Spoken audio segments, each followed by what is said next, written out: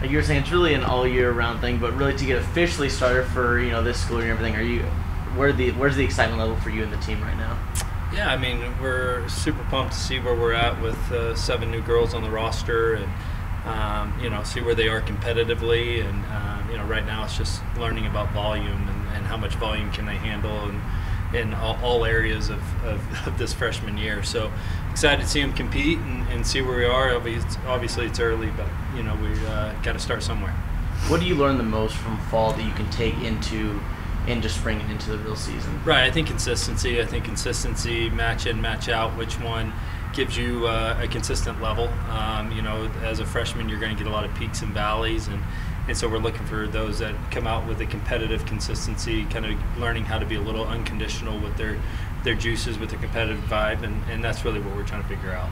Obviously, you had a few key players graduate at the end of last year's. Have you seen people already try to step up this year? Is that something you see throughout the fall?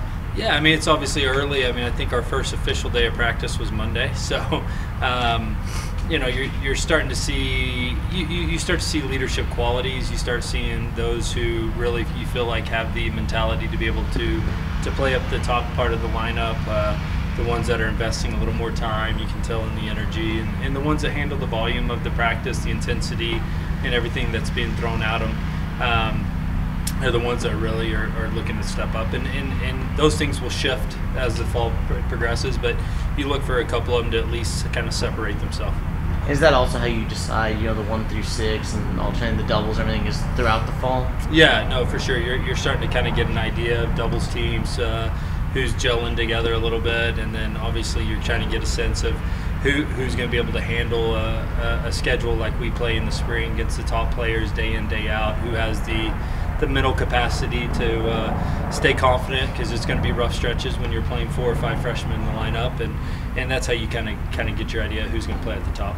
As part of the team's identity can have to be to grow up quickly because of the youth of the team? Yeah, I mean, we're very fortunate in our sport. It's not football or basketball or where you're trying to add 10 or 15 pounds of muscle on them, but just to get them ready to play college athletics. I mean, if you can play, you can play. I think, like I said, what they're getting most used to is the tempo of the game, the speed of the game, which is the same in every sport, but also just the volume of work, the volume of the intensity of practice, the volume of trying to handle being a student athlete at the collegiate level, and get that down. I mean, I don't think tennis is tennis. I mean, whether you're 15 or you're 21, it's the same thing.